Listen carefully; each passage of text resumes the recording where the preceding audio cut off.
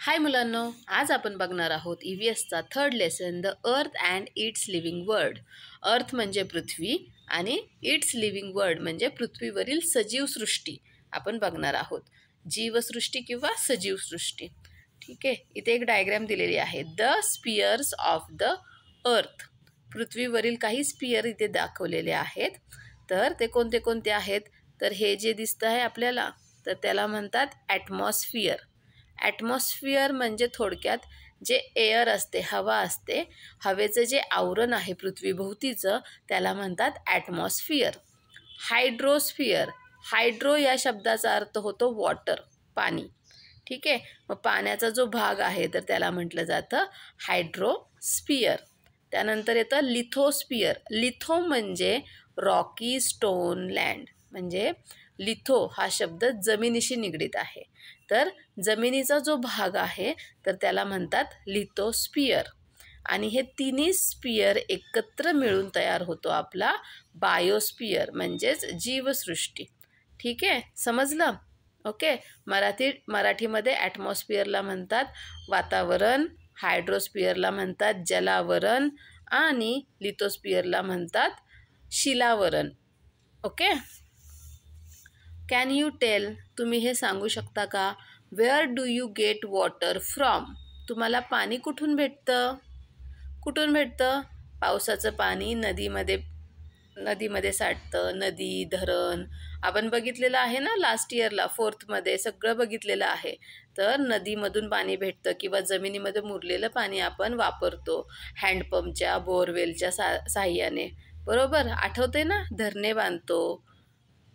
Where do we ले the foundation of buildings? आपल्या ज्या बिल्डिंग्स असतात त्याचा जो पाया आहे, त्याचं फाउंडेशन आहे, ते कुठे असतं? ते जमिनीमध्ये असतं. What need do we meet through breathing? Breathing म्हणजे श्वासोच्छ्वास करण्यासाठी नीड म्हणजे कशाची गरज असते आणि ते आपल्याला कुठून मिळते? तर ब्रीदिंगसाठी, श्वासोच्छ्वासासाठी आपल्याला ऑक्सिजनची गरज असते आणि तो आपल्याला हवेतून भेटतो म्हणजेच ॲटमॉस्फिअरपासून भेटतो. From where does the earth get light and heat? पृथ्वीला लाईट म्हणजे प्रकाश आणि हीट म्हणजे उष्णता कोणापासून भेटते, कुठून भेटते? तर ती सनपासून भेटते, सूर्यापासून भेटते. On the surface of the earth we find land in some places and water in others.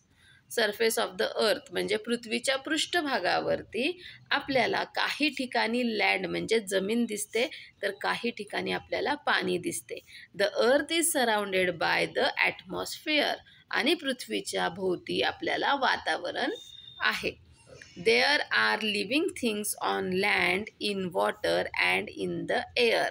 मग हे जी जमीन आहे, पाणी आहे आणि हवा आहे, तर या तिन्ही ठिकाणी आपल्याला सजीव आढळतात. The sun is the cause of many natural processes on the earth. पृथ्वीवर घडणाऱ्या सगळ्या ज्या नैसर्गिक घटना आहेत तर त्यांचं मूळ हे सूर्य आहे. सूर्यामुळेच त्या सगळ्या नॅचरल घटना, नैसर्गिक घटना या घडत असतात. Water, land and air constitute envelopes of the earth, namely the hydrosphere, lithosphere and atmosphere. मग हे जे पाणी, जमीन आणि हवा आहे तर याच्यामुळे पृथ्वीवरती हायड्रोस्फिअर म्हणजेच जलावरण, लिथोस्फिअर म्हणजेच शिलावरण आणि ॲटमॉस्फिअर म्हणजेच वातावरण हे तयार होतात. पाण्यामुळे हायड्रोस्फिअर, लँडमुळे लिथोस्फिअर आणि एअरमुळे ॲटमॉस्फिअर तयार होतात. The biosphere spreads in all the other 3 spheres. आणि हे तिन्ही स्पियर्स मिळून बायोस्फिअर तयार होतं. ठीक आहे, आता आपण इथे बघूयात द लिथोस्फिअर अँड द हायड्रोस्फिअर. ओके, लिथोस्फिअर म्हणजे जमिनीचा भाग आणि हायड्रोस्फिअर म्हणजे पाण्याचा भाग. शिलावरण आणि जलावरण याबद्दल आपण इथे माहिती घेऊयात. The earth's crust is hard. पृथ्वीचा पृष्ठभाग हा खूप, पृथ्वीवरची जी जमीन आहे तर ती कशी असते? खूप हार्ड असते, कडक असते. It is mainly made of rock. ती मुख्यत्वे करून प्रामुख्याने दगडापासून बनलेली असते. आपल्या जर जमिनीच्या खाली आपण खोदायला लागलो तर आपल्याला खाली तिथे दगड, खडक आढळतात. When we travel in hilly regions, we see layers of soil and rock along road cuts.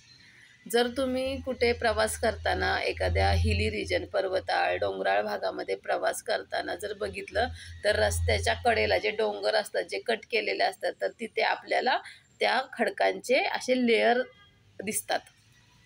We see grassy expanses of land in some places. काही ठिकाणी आपल्याला ग्रासी एक्सपान्सेस म्हणजे तिथे गवतच गवत दिसतो, गवताळ प्रदेश दिसतो. And only sand in others. काही ठिकाणी आपल्याला नुसतीच वाळू, जसं की वाळवंटी प्रदेशामध्ये आपल्याला नुसतीच वाळू दिसते. The land is covered with crops in some places. काही ठिकाणी जमीन आपल्याला क्रॉप्स म्हणजे शेतामधली जी पिके आहेत त्यांनी आच्छादलेली, त्यांनी कव्हर केलेली आढळते. And with forest in others. तर काही ठिकाणी आपल्याला घनदाट जंगले दिसतात. Sometimes we get to see the deeper layers of soil into which tree root spread. Layers म्हणजे मातीचे थर दिसतात आपल्याला. At others we see rock split apart by the tree roots. आणि कधी कधी असं होतं की त्या ट्री रूट्समुळे, झाडांच्या मुळांमुळे दगडाचे दोन भाग होतात, दगड दुभांगले जातात. There are gentle mountain slopes as well as shear clips of rock. ठीक आहे, स्लोप्स म्हणजे उतार, डोंगराळ उतार आहेत, तसेच उंच उंच सुळके आहेत. म्हणजे इथे बघा, हा जो आहे तर हा स्लोप आहे, हा उतार आहे. आणि त्याचप्रमाणे ह्याला उंच कडा आहे, ह्याला म्हणतात cliffs. Okay. All these land features are a part of the earth's lithosphere. आता हे जे सगळे लँड फीचर्स आहेत, म्हणजे इथे या चित्रामध्ये तुम्हाला दिसत आहेत बघा, वेरियस लँड फॉर्म्स. ओके.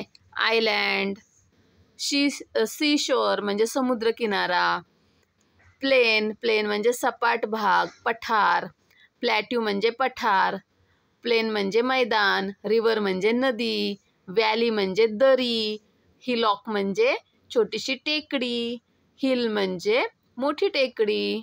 त्याच्यानंतर येतात हे व्हॅली म्हणजे माहीत आहे ना, आपण डोंगरावरून जर खाली उताराने बघितलं तर ती जी असते तिला म्हणतात दरी. Okay, valley. माउंटन म्हणजे उंचच्या उंच डोंगर, शिखर, पर्वते.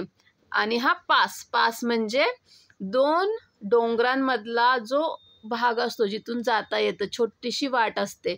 जसं की आपण हिस्ट्रीमध्ये बघितलेलं आहे, बाजीप्रभू देशपांड्यांनी पावनखिंड लढवली, बरोबर.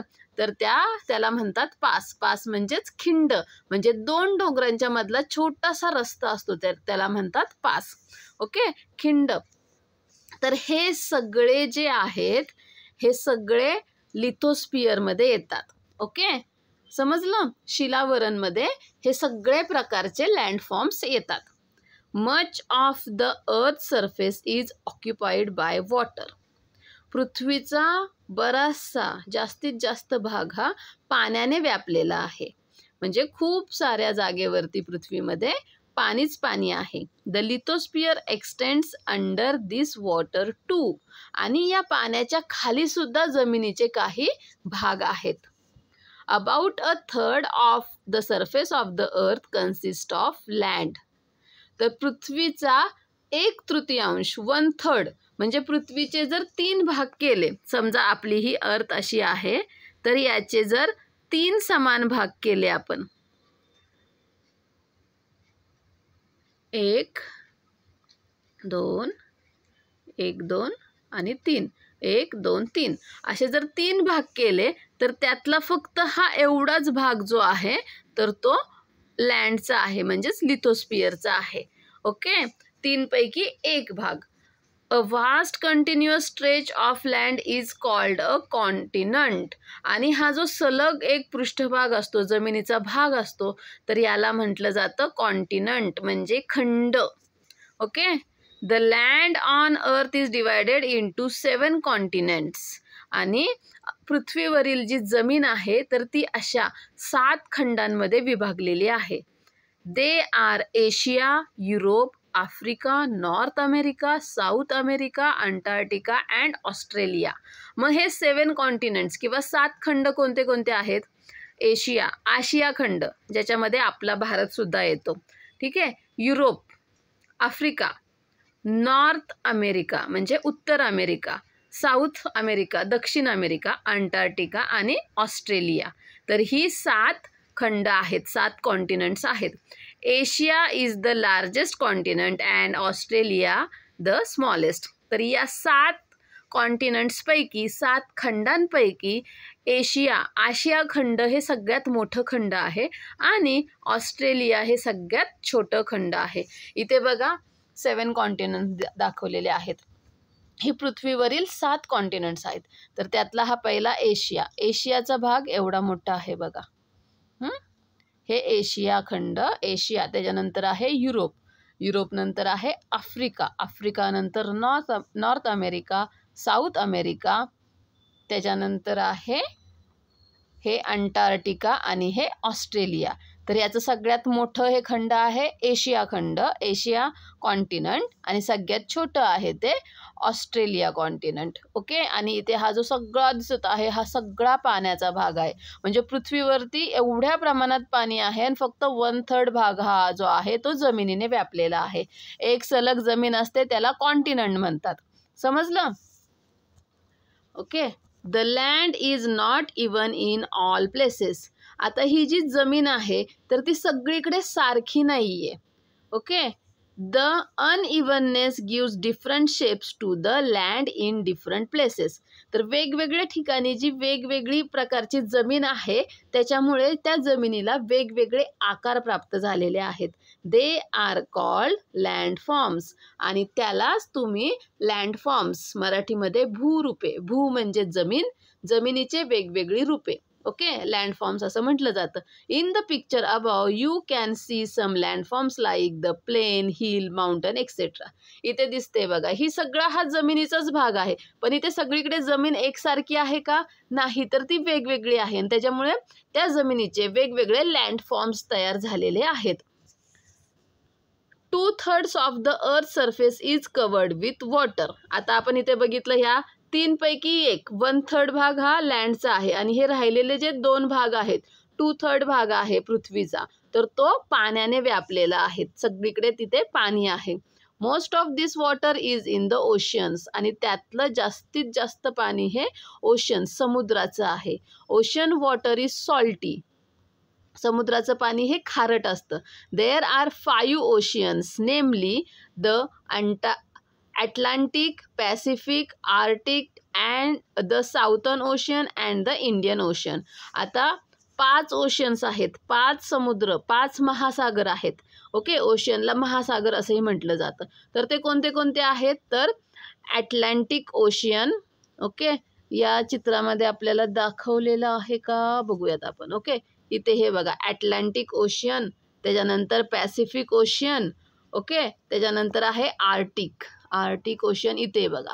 ओके. आर्टिक ओशियन, त्याच्यानंतर साऊथर्न ओशियन. ओके. आणि मग आहे इंडियन ओशियन इथे आहे. ओके. समजलं? हिंदी महासागर, पॅसिफिक महासागर अशी नावं ऐकलीत ना? ओके. तर ते हे 5 ओशियन आहेत. The land along the margins of an ocean is called the coastal region. आता इथं हे ओशियन आहेत बरोबर, आणि ह्या ओशियनच्या बाजूला जी ही लँड आहे, ही जी जमीन आहे, ओके, म्हणजे पाण्याच्या शेजारचा जो भाग आहे तर त्याला आपण म्हणतो कोस्टल रिजन, समुद्र किनारा. Water bodies of different shapes and sizes are formed along the coast. For example, sea, bay, strait, gulf, creek, etc. These water bodies are part of the ocean. या किनारपट्टीजवळ वेगवेगळ्या आकाराचे आणि साईजचे काही जलरूपे तयार झालेले आहेत. ठीक आहे. म्हणजेच सी म्हणजे समुद्र, बे म्हणजे उपसागर, स्ट्रेट म्हणजे समुद्रधुनी, त्यानंतर गल्फ म्हणजे आखात, क्रिक म्हणजे खाडी. तर अशा प्रकारचे काही जलरूपे तयार झालेले आहेत. तर आपल्याला इथे दिसत आहे बघा, ह्याला म्हणतात स्ट्रेट. ओके. तर सी, अरेबियन सी, सी म्हणजे समुद्र. बे, बे ऑफ बेंगॉल म्हणजे हा उपसागर आहे, म्हणजे समुद्राचा थोडासा भाग, त्याला म्हणतात उपसागर. ओके, हे स्ट्रेट म्हणजे समुद्रधुनी, म्हणजे हा छोटासा भाग. ठीक आहे. त्याच्यानंतर गल्फ म्हणजे आखात या प्रकारचं. आणि इथे क्रीक कुठे इथे दाखवलेलं नाही आहे. क्रीक म्हणजे छोटासा पाण्याचा प्रवाह असतो, छोटासा भाग असतो. क्रीक म्हणजे खाडी. Okay. These water bodies are part of the ocean. तर ह्या ज्या सगळ्या वॉटर बॉडीज आहेत, तर या सगळ्या ह्या समुद्राचाच एक भाग असतात. ओके, समजलं. सरफेस वॉटर, सरफेस म्हणजे जमिनीचा वरचा भाग, पृष्ठभाग म्हणजे जमिनीवरून वाहणारे पाणी. There are many streams of water flowing over the land. तर जमिनीवरून वाहणारे पाण्याचे बरेच प्रवाह असतात. This water is not salty but fresh. तर हे जे पाणी आहे जमिनीवरून वाहणारे, तर ते खारट नसते, तर ते फ्रेश म्हणजे गोड पाणी असते, जे आपण पिऊ शकतो. These streams of water may be rills, brook, streams or rivers. आता हे जे पाण्याचे प्रवाह आहेत, तर त्याला रील्स म्हणजे ओहोळ, ब्रुक्स म्हणजे ओढा, स्ट्रीम्स ऑर रिव्हर्स नदी किंवा उपनदी असं म्हटलं जातं. ओके. तर rills are smallest and rivers the biggest. तर या जलरूपांपैकी, पाण्याच्या प्रवाहांपैकी जे छोटे रील्स आहेत, ओहोळ म्हणजे काय माहिती आहे का? रील्स म्हणजे काय, तर आपल्या गावातून एखादा छोटासा पाण्याचा प्रवाह वाहत असेल तर त्याला म्हणतात ओहोळ. मग असे हे पाण्याचे प्रवाह एकत्र येतात आणि त्याचा ओढा बनतो. ब्रुक्स म्हणजे ओढे बनतात आणि असे खूप सारे ओढे एकत्र येऊन मग मोठी नदी बनते, तिला रिव्हर असं म्हटलं जातं.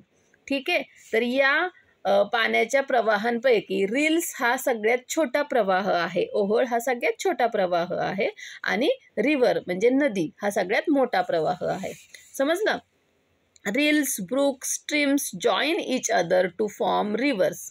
तर हे ओढे, ओहोळ, ओढे आणि उपनद्या या एकत्र येऊन मोठी नदी तयार होते. Rivers which join to make a bigger river are called its tributaries. Tributaries म्हणजे उपनद्या. ज्या छोट्या छोट्या नद्या मिळून जी मोठी नदी बनते, तर त्यातल्या ज्या छोट्या नद्या असतात तर त्यांना उपनद्या असं म्हटलं जातं. In some places a river cascades down a sudden drop. काही ठिकाणी नदी जी आहे ती खूप उंचावरून खाली पडते. दिस फॉर्म्स अ वॉटरफॉल. आणि त्यामुळे धबधबा तयार होतो. तर उंचावरून जी नदी खाली पडते तर तिला काय म्हणतात? धबधबा असं म्हणतात. All rivers eventually flow into the ocean. आणि मग ह्या सगळ्या नद्या समुद्राला जाऊन मिळतात. शेवटी ह्या सर्व नद्या समुद्रामध्ये जाऊन मिळतात. लेक्स म्हणजे सरोवर किंवा तलाव. A water body formed by water collecting naturally in a low-lying area of land is called a lake. ठीक आहे. तर आता लेक हे जे सरोवर आहेत हे नॅचरलीच तयार होतात, नैसर्गिकरित्या हे तयार होत असतात. आपणही बघतो जेव्हा पाऊस पडतो तेव्हा काही ठिकाणी जिथं खोलगट भाग असतो तिथे पाणी साठून राहतं, बरोबर. ते पाणी वाहून जात नाही कारण तिथे खोलगट भाग असतो. मग असेच नैसर्गिकरित्या जिथे खोलगट भाग असतो तिथे पाणी साठून राहते आणि हा मोठा भाग असतो, आपल्यासारखा हा छोटासा भाग नसतो. तर हा खूप मोठ्या प्रमाणावरचा भाग असतो आणि त्या भागामध्ये नैसर्गिकपणेच पाणी साठून राहतं. तर त्याला म्हणतात लेक म्हणजे सरोवर असं म्हटलं जातं. Water in the form of ice. बर्फाच्या स्वरूपातील पाणी. बर्फालाच हिम असं म्हटलं जातं. हिम स्वरूपातील पाणी. Water particles in the clouds freeze and in cold regions they come down in the form of snow. आता खूप उंचावरती ढगांमधलं जे पाण्याचे कण असतात तर ते हवा थंड असते खूप उंचावरती, त्या थंडीमुळे ते फ्रीज होतात, म्हणजेच ते गोठतात. आणि जिथे कोल्ड रिजन आहे, जिथे खूप थंड भाग आहे, थंडाळ प्रदेशामध्ये जेव्हा तिथे पाऊस पडतो तर तो बर्फाच्या स्वरूपामध्ये मग ते खाली येतात. ते जे पाण्याचे कण आहेत जे खूप उंचावरती ते गोठले जातात आणि बर्फाच्या स्वरूपामध्ये तिथे पाऊस पडतो. वेन लेयर्स ऑफ स्नो पाईल up on the ground they form ice. आणि मग तो बर्फ पडून तिथे असे लेयर्स तयार होतात. थरच्या थर बर्फाचे साठले जातात. When such layers of ice pile up in a low-lying area, they become enormous in size. आणि मग असं जिथे थोडासा खड्डा असतो अशा ठिकाणी मग ते आईस एकमेकांवरती पाईल अप म्हणजे एकावर जमा होणे. ते जे बर्फाचा पाऊस पडलेला आहे तर तो स्नो एकमेकांवरती जमा होत होत होत जातो आणि त्याची साईज इनॉर्मस म्हणजे खूप मोठी साईजमध्ये तिथे बर्फ तयार होतो. This huge mass slips down a slope at a very slow speed. आणि मग आता हा खूप मोठा बर्फाचा ढीग तयार झालेला आहे आणि तो उताराने खूप हळूहळू व्हेरी स्लो खूप हळूहळू खाली घसरत असतो. दिस इज कॉल्ड अ ग्लॅसियर. आणि यालाच बर्फाची नदी म्हणजेच ग्लॅसियर म्हणजे काय, हिमनदी म्हणजेच बर्फाची नदी असं म्हटलं जातं. आलं लक्षात? तिथे बर्फाचा पाऊस पडतो, तो बर्फ एकमेकांवर साचून राहतो, त्याचा खूप मोठा बर्फ तयार होतो आणि तो उताराने हळूहळू हळू खाली सरकत येतो. त्यालाच म्हणतात ग्लॅसियर म्हणजे हिमनदी, बर्फाची नदी असं म्हटलं जातं. There are also huge blocks of ice floating in the sea. समुद्रामध्ये सुद्धा खूप मोठे मोठे बर्फाचे ब्लॉक्स, बर्फाचे तुकडे जे आहेत ते वाहत असतात. They are called icebergs. त्यालाच म्हटलं जातं आईसबर्ग्स. बर्फ साठलेला असतो तिथे. तुम्ही जर टायटॅनिक पिक्चर बघितला असेल तर तो टायटॅनिक पिक्चर जो आहे तो अशाच एका आईसबर्गला, बर्फाच्या हिमनग असं म्हटलं जातं. तर त्याला तो धडकते ते टायटॅनिक शिप आणि मग ती शिप पूर्ण तुटून जाते. बघितला आहे का तो? ठीक आहे. तर त्यालाच म्हणतात आईसबर्ग्स म्हणजेच हिमनग. ओके, समजलं?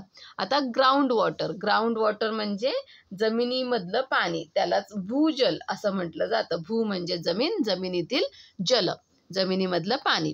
Besides these water bodies on the earth's surface, there is a lot of water stored in the underground layers of rock. तर आता हे आपण जमिनीवरचं पाणी बघितलं, ओढे, नदी, ठीक आहे. तर पण त्याच्या व्यतिरिक्त सुद्धा खाली, जमिनीच्या खाली दगडांमध्ये पाणी साठवलेलं असतं. म्हणजे जेव्हा पाऊस पडतो तेव्हा सगळंच पाणी वाहून जात नाही, त्यातलं काही पाणी जे आहे ते जमिनीमध्ये मुरतं आणि जे मुरलेलं पाणी आहे तर ते खाली जमिनीमध्ये दगडांमध्ये साठवलं जातं. ठीक आहे. आणि यालाच आपण it is called ground water. यालाच आपण ग्राउंड वॉटर, भूजल असं म्हणतो. We reach it by means of dug wells and borewells. आता मग हे जमिनीखालचं पाणी आपल्याला कसं मिळतं? तर आपण डग वेल्स म्हणजे विहिरी खोदतो. विहीर खोदली, खूप खोल खोदली की खाली पाणी लागतं आणि ते आपण वापरतो. त्याचप्रमाणे आता विहीर आपण खूप खोलवर खोदू शकत नाही, थोडीशीच खोलवर खोदतो. मग खूप खोलवरचं जर पाणी मिळवायचं असेल तर आपण बोरवेल्स खोदतो, कूप नलिका असं म्हटलं जातं. आणि मग त्या बोरवेल मार्फत आपण जमिनीमध्ये खूप खोलवर असलेलं पाणी मिळवू शकतो. हे सगळं 4th मध्ये झालेलं आहे तुम्हाला. Okay. Many lakes and wells get water from underground springs. आता हे जे लेक्स आहेत, सरोवर आहेत किंवा विहिरी आहेत, तर यांच्यामध्ये पाणी कुठून येतं? तर खाली जमिनीच्या खालचे जे झरे असतात त्या झऱ्यातून ते पाणी झिरपत असतं आणि म्हणून सतत त्या सरोवराला, त्या लेक्सला किंवा त्या विहिरीला सतत पाणी असतं. Okay. The water or ice that occupies the earth's surface, groundwater and the water vapor in the atmosphere together from the earth's hydrosphere. Okay. आता हे जे पाणी किंवा बर्फ स्वरूपातील पाणी किंवा जे जमिनीखालचं पाणी आहे, भूजल आहे, किंवा जी वातावरणामधली वॉटर वेपर आहे, हवेमध्ये वॉटर वेपर असते की नाही ती, तर हे सगळं मिळून जे आहे म्हणजे पृथ्वीच्या पृष्ठभागावरील पाणी, बर्फ, भूजल आणि पाण्याची वाफ, हवेमधील पाण्याची वाफ, हे सगळं मिळून पृथ्वीचा हायड्रोस्फिअर, ओके, जलावरण तयार होतं. समजलं? म्हणजे हायड्रोस्फिअरमध्ये काय काय येतं? Water or ice, ground water आणि water vapour. The atmosphere. Atmosphere म्हणजे वातावरण. The envelope of air around the earth is called the atmosphere. म्हणजे पृथ्वीच्या भोवती जे हवेचं आवरण आहे त्याला ॲटमॉस्फिअर म्हणजे वातावरण असं म्हटलं जातं. म्हणजे पृथ्वीच्या सगळीकडे हवाच हवा आहे ना, हवेचा एक असा पट्टा आहे, तर त्याला काय म्हटलं जातं? ॲटमॉस्फिअर म्हणजेच वातावरण. As we go higher from the surface of the earth, the air in the atmosphere becomes rarer. म्हणजे जसं आपण पृथ्वीच्या पृष्ठभागापासून वर वर उंचावरती जाऊ, तर तिथे हवेचं प्रमाण रेरर म्हणजे विरळ, कमी कमी होत जातं. The air consists of a mixture of gases, namely nitrogen, oxygen, water vapor and carbon dioxide. तर हवेमध्ये गॅसेसचे मिक्सचर असतात, म्हणजे वायूंचं मिश्रण असतं. तर कोणते कोणते वायू असतात? नायट्रोजन, ऑक्सिजन, वॉटर वेपर, पाण्याची वाफ, त्यालाच बाष्प असं म्हटलं जातं, आणि carbon dioxide. There are some other gases too in the air in very small quantities. आणि इतर काही वायू सुद्धा असतात हवेमध्ये, पण खूप थोड्या प्रमाणामध्ये असतात. The layers of the atmosphere are named as the troposphere, stratosphere, mesosphere, ionosphere and exosphere. ठीक आहे.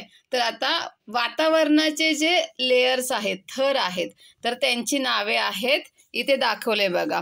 हे अर्थ ॲटमॉस्फिअर, इथं अर्थ आहे, आणि अर्थच्या बाहेर हे ट्रोपोस्फिअर, स्ट्रॅटोस्फिअर, मेसोस्फिअर, आयनोस्फिअर आणि एक्झोस्फिअर.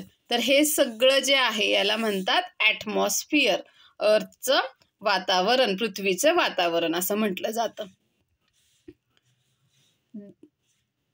The layer that extends from the earth surface to a height of about 13 kilometer is called the ट्रोपोस्फिअर. आता पृथ्वीच्या सरफेस पासून 13 किलोमीटर 13 किलोमीटर हाईटपर्यंत जो स्पियर असतो, तर त्याला म्हटलं जातं troposphere. The conditions in the troposphere change continuously. आता या ट्रोपोस्फिअरमधले जे कंडिशन्स म्हणजे हवामान, क्लायमेट सतत बदलत असतं. They affect the living world to a great extent. आणि त्या बदलांमुळे, हवामानातील बदलांमुळे तिथे असलेल्या, पृथ्वीवर असलेल्या सजीवांवरती परिणाम होत असतो. The surface of the earth gets heated due to the heat it receives from the sun. आता पृथ्वीचा जो पृष्ठभाग आहे, तर तो सूर्याच्या उष्णतेमुळे, पृथ्वीला सूर्यापासून उष्णता मिळते, तर त्याच्यामुळे पृथ्वीचा हा पृष्ठभाग आहे तर तो तापतो, गरम होतो.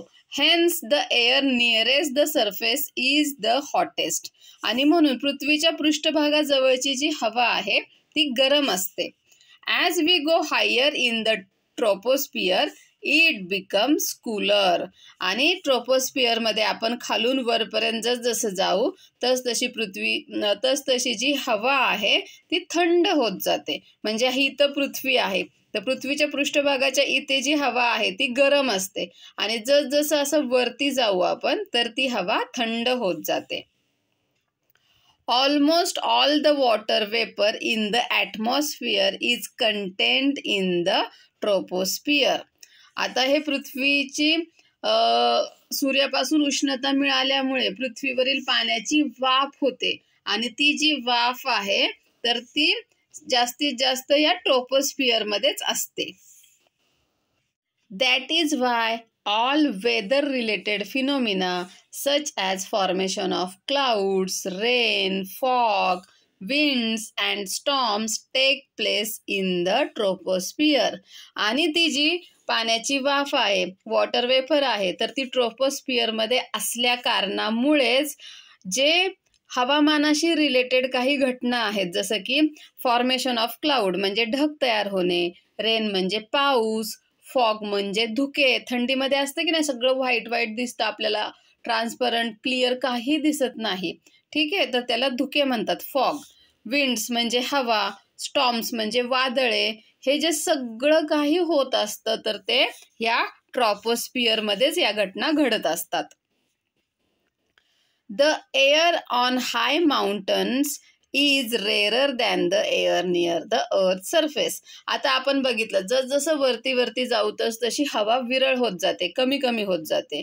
म्हणजेच जी माउंटन भागामध्ये डोंगराळ भाग आहे, पर्वताचे भाग आहेत, तर तिथली हवा ही पृथ्वीच्या पृष्ठभागाजवळच्या हवेच्या तुलनेमध्ये कमी असते.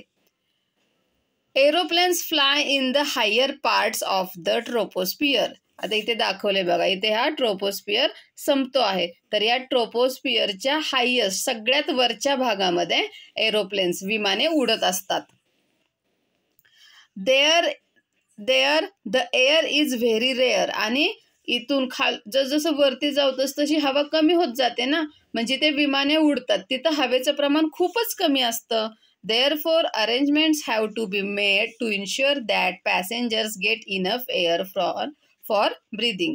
आणि मग ते विमानामधले जे प्रवासी आहेत तर त्यांना पुरेसा प्राणवायू, पुरेसा ऑक्सिजन मिळेल. तर यासाठी त्या विमानातल्या लोकांना सोय करावी लागते. म्हणजेच काय, तर विमानामध्ये ऑक्सिजन सिलेंडर ते ठेवतात. ठीक आहे. Beyond the troposphere, up to a height of about 15 kilometers from the earth is the layer called the stratosphere. आता इथून ट्रोपोस्फियर संपला की त्याच्यावरती 50 किलोमीटर पर्यंत स्ट्रॅटोस्फियर असतो. ठीक आहे. तर सेकंड थर आहे हवेचा, त्याला म्हटलं जातं, सेकंड लेयर आहे हवेचा, त्याला म्हटलं जातं स्ट्रॅटोस्फियर. Okay. In the lower part of the stratosphere there is a layer of a gas called ozone. आणि या स्ट्रॅटोस्फियरच्या खाली सगळ्यात सुरुवातीलाच एक हवेचा थर आहे, एक लेयर आहे, त्याला ओझोन लेयर असं म्हटलं जातं. Ultraviolet rays coming from the sun are harmful for living things.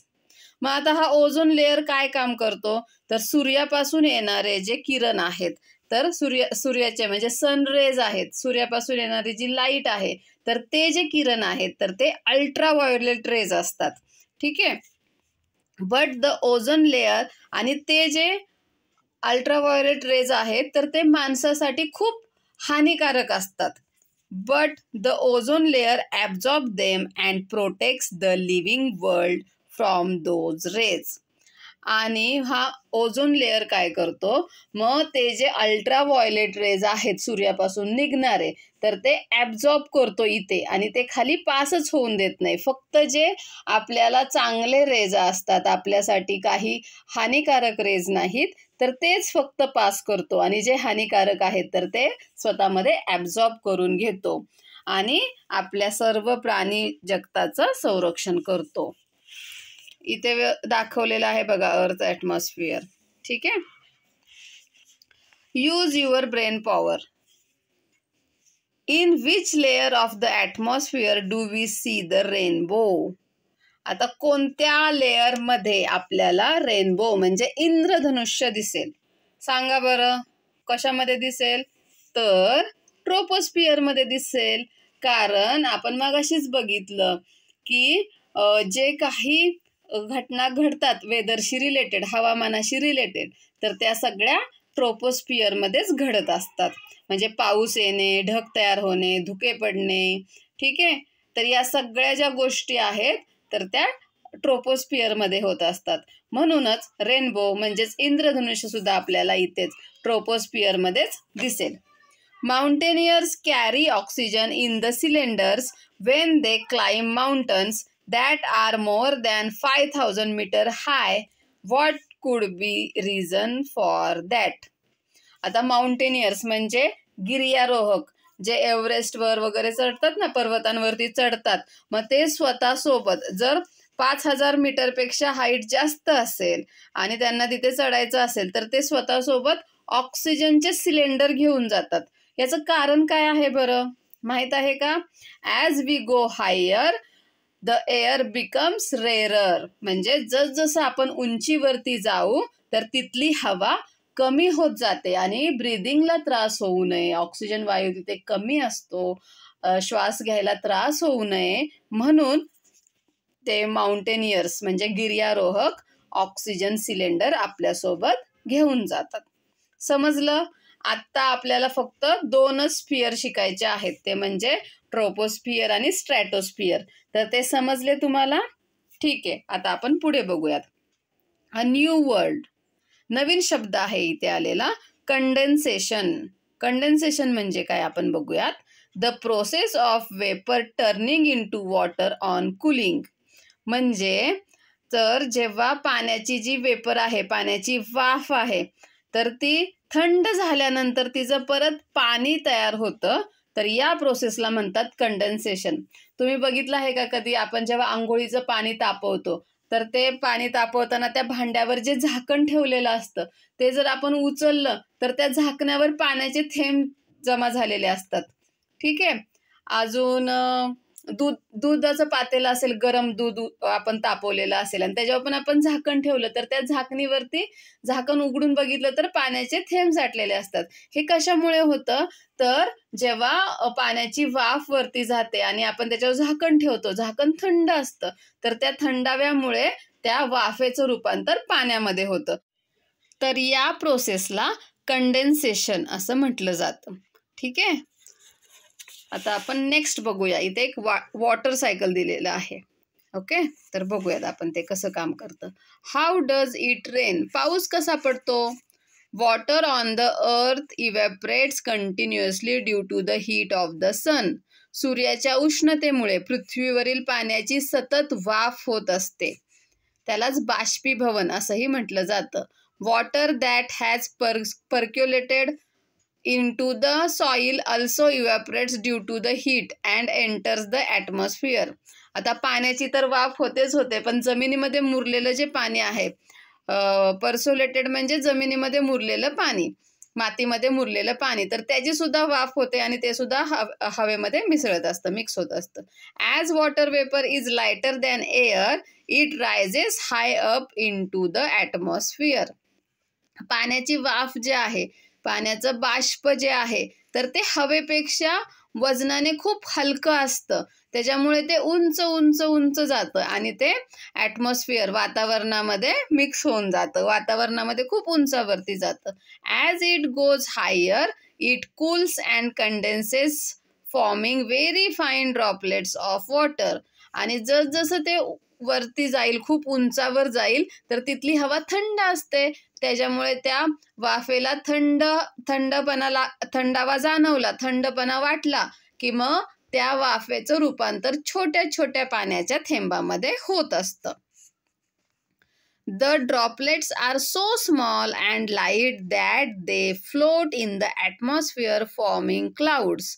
आता ते जे पाण्याचे छोटे छोटे थेंब तयार झालेले असतात, तर ते खूपच छोटे असतात आणि वजनाने पण खूपच हलके असतात, त्याच्यामुळे ते वातावरणामध्येच हवेमध्ये फ्लोट करत राहतात, म्हणजे उडतच राहतात. ओके, तरंगत राहतात आणि त्याच्यापासून मग तिथे क्लाउड म्हणजे ढग तयार होतो. These small droplets join together and form bigger drops which are heavy. आणि मग हे छोटे छोटे पाण्याचे कण एकत्र येतात आणि मोठा पाण्याचा थेंब तयार होतो आणि जो की जड असतो. They cannot float आणि तो तरंगू शकत नाही. Such drops of water fall down on the earth in the form of rain.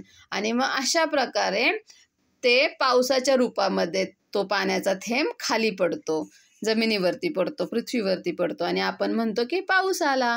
ठीक आहे, समजलं पाऊस कसा येतो.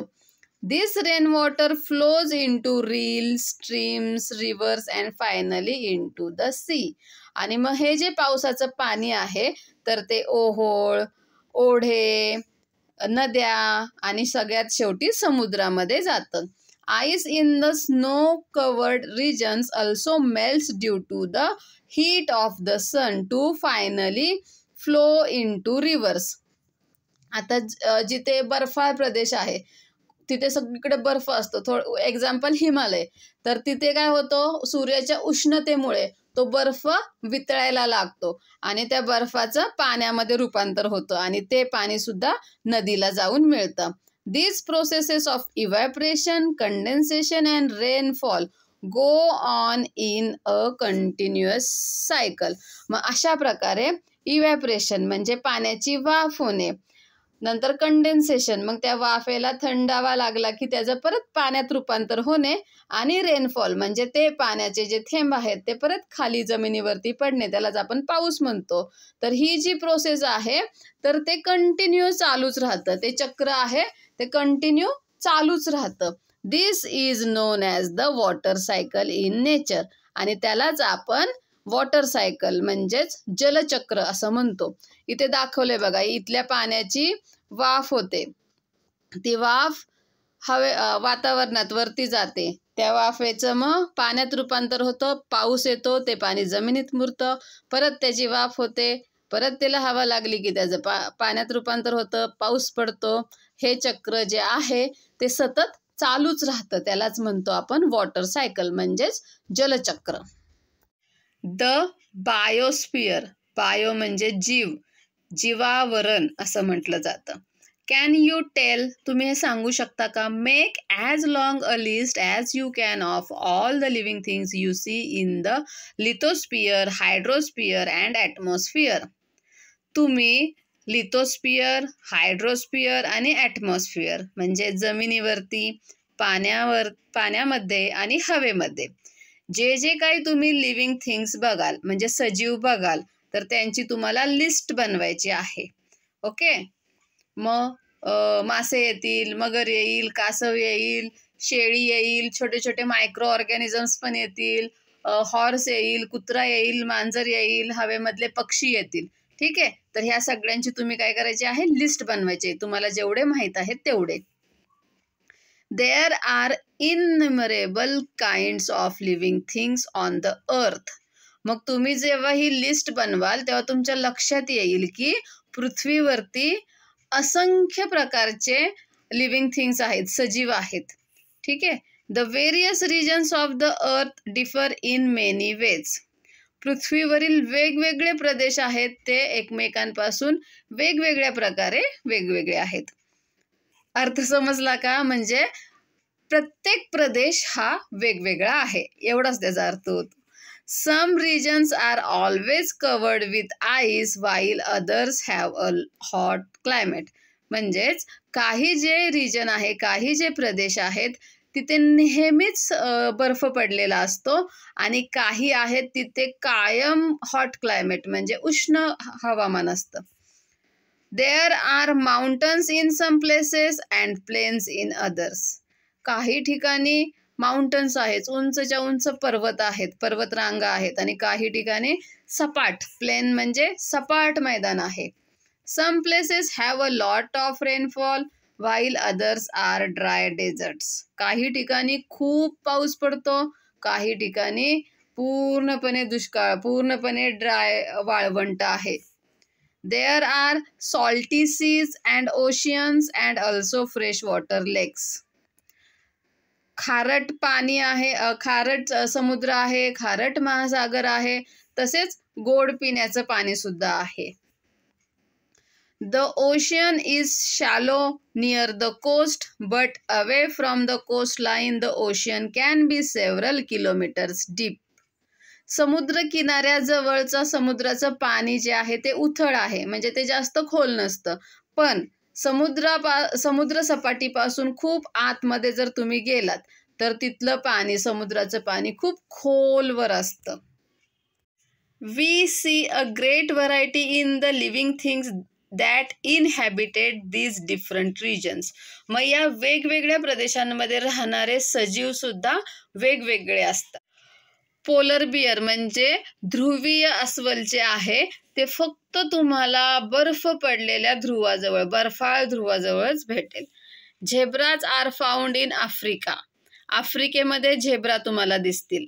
And kangaroos are found only in Australia. आणि कांगारू हे फक्त ऑस्ट्रेलियामध्ये तुम्हाला दिसतील. These animals are not found in any other region. आणि हे याच्या व्यतिरिक्त तुम्हाला दुसरीकडे कुठेही हे ॲनिमल, हे प्राणी बघायला भेटणार नाहीत. Elephants and lions are found in regions of hot climate. उष्ण हवामान जिथं असेल तिथे तुम्हाला हत्ती आणि लायन म्हणजे सिंह आढळून येतील. Plants in all these different regions also show a great variety. जसे प्राणी वेगवेगळ्या प्रकारचे असतात प्रत्येक ठिकाणी, त्याचप्रमाणे वनस्पती सुद्धा प्रत्येक ठिकाणी वेगवेगळ्या प्रकारच्या असतात. This variety is characteristic of those different regions. आणि हा जो वेगळेपणा आहे, ही जी विविधता आहे, तर हेच त्या वेगळ्या प्रदेशांचं वैशिष्ट्य आहे की एका पर्टिक्युलर प्रदेशामध्ये त्याच प्रकारच्या वनस्पती आढळतात आणि तिथले प्राणी वेगळेच असतात, ते इतर दुसरीकडे कुठेही आढळत नाहीत. Many different kinds of plants, animals and microorganisms are found everywhere on the earth, on land, in water and in the air. वेगवेगळ्या प्रकारच्या वनस्पती, प्राणी आणि मायक्रो ऑर्गॅनिझम्स म्हणजे सूक्ष्मजीव असतात जे आपल्या डोळ्यांना दिसत नाही, त्यांना बघण्यासाठी आपल्याला मायक्रोस्कोपची गरज लागते. तर हे सगळे पृथ्वीवरती सगळीकडे आढळतात. ते जमिनीवर आढळतात, पाण्यामध्ये आढळतात आणि हवेमध्ये सुद्धा आढळतात. Living things exist in the lithosphere, hydrosphere and atmosphere. मग हे जे सगळे सजीव आहेत तर ते पृथ्वीच्या लिथोस्फिअर म्हणजे जमिनीशी रिलेटेड जो स्फिअर आहे तिथे, हायड्रोस्फिअर म्हणजे पाण्याशी रिलेटेड जो स्फिअर आहे तिथे, आणि ॲटमॉस्फिअर म्हणजे हवेशी रिलेटेड जो स्फिअर आहे तर तिथे आपल्याला हे सगळे ॲनिमल्स आढळतात. They also interact with these spheres. This living world constitutes the biosphere. आणि हे जे सगळे आहेत, हे ॲनिमल आणि हे जे स्फिअर आहेत तर ते एकमेकांशी रिलेटेड आहेत. आणि हे जे सगळे ॲनिमल, हे जे स्फिअर आहे तर ते सगळं मिळून बायोस्फिअर तयार होतो, जीवावरण तयार होतं. जसं आपण या पहिल्यांदा लेसन जेव्हा स्टार्ट होतो तिथेच दाखवलेलं आहे की हे सगळे स्फिअर मिळून, त्याच्यावरचे ॲनिमल, प्राणी, वनस्पती सगळे मिळून बायोस्फिअर तयार होतो. ओके, समजलं तुम्हाला? आता आपण बघूयात व्हॉट वी हॅव लर्न्ड. आपण आता या लेसनमधून काय शिकलो त्याच्या आधी बघूयात. ऑलवेज रिमेंबर, नेहमी लक्षात ठेवा, all animals, plant and microorganisms are dependent on one another. सगळे जे प्राणी आहेत, वनस्पती आहेत आणि सूक्ष्मजीव आहेत ते एकमेकांवर अवलंबून आहेत, एकमेकांवर डिपेंडंट आहेत. They are also dependent on the spheres of the earth. त्याचप्रमाणे ते पृथ्वीच्या स्फिअरवर सुद्धा डिपेंड आहेत. पृथ्वीच्या जलावरण, वातावरण, शिलावरण या सगळ्यांवरती अवलंबून आहेत. The biosphere is where they take birth, live and die. Biosphere म्हणजे काय, जीवावरण म्हणजे काय, जिथे सर्व प्राणी, वनस्पती हे जन्म घेतात, राहतात आणि मृत्यू पावतात. तर याला बायोस्फिअर म्हणजे जीवावरण असं म्हटलं जातं. व्हॉट वी हॅव लर्न्ड, आपण काय शिकलो? The earth crust and a small hard portion of the layer under it is called the lithosphere. पृथ्वीच्या बाहेरील पृष्ठभाग आणि त्याच्या खालील थराचा काही भाग हे मिळून लिथोस्फिअर म्हणजे शिलावरण तयार होतो. About 1/3 of the earth surface is occupied by land while about 2/3 is covered with water. पृथ्वीच्या पृष्ठभागाचा 1/3 भाग हा जमिनीने व्यापलेला आहे, तर 2/3 भाग हा पाण्याने व्यापलेला आहे. Surface water, ice on the land, ground water and the water vapour present in the air together form the hydrosphere. Surface water म्हणजे पृष्ठभागावरील पाणी, त्याच्यानंतर बर्फ, ग्राउंड वॉटर म्हणजे जमिनीखालील पाणी आणि वॉटर वेपर पाण्याची वाफ म्हणजेच बाष्प हे जे हवेमध्ये असतात तर त्याच्यामुळे हायड्रोस्फिअर म्हणजेच जलावरण तयार होतं. The envelope of air around the earth is called the atmosphere. पृथ्वीभोवती जो हवेचा पट्टा आहे तर त्याला ॲटमॉस्फिअर म्हणजे वातावरण असं म्हटलं जातं. The water cycle on the अर्थ गोज ऑन कंटिन्युअसली. पृथ्वीवरील जलचक्र हे सतत चालू असतं. The ozone gas in the stratosphere absorbs the harmful ultraviolet rays coming from the sun and protects the living things from them. स्ट्रॅटोस्फिअरमधला जो ओझोन वायू आहे तो सूर्यापासून निघणारी हानिकारक अल्ट्राव्हायोलेट रेज आहेत, अल्ट्राव्हायोलेट किरणे आहेत, त्यांना ॲब्झॉर्ब करतो, त्यांना शोषतो आणि पृथ्वीवरील सजीवांचे रक्षण करतो. Living things occupy parts of the lithosphere, hydrosphere as well as the atmosphere. जे सजीव आहेत ते लिथोस्फिअर म्हणजे शिलावरण, हायड्रोस्फिअर म्हणजे जलावरण, त्याचप्रमाणे वातावरणाचा भाग ऑक्युपाय करतात, म्हणजे तिथे ते आढळतात. Living things and all the parts they occupy are together called the biosphere. मग हे सगळे लिव्हिंग थिंग्स, हे सगळे सजीव आणि हे जे सगळे स्फिअर आहेत, ओके, म्हणजे लिथोस्फिअर, हायड्रोस्फिअर, ॲटमॉस्फिअर, हे सगळे एकत्र मिळून बायोस्फिअर म्हणजे जीवावरण तयार होत असतं. Okay, thank you.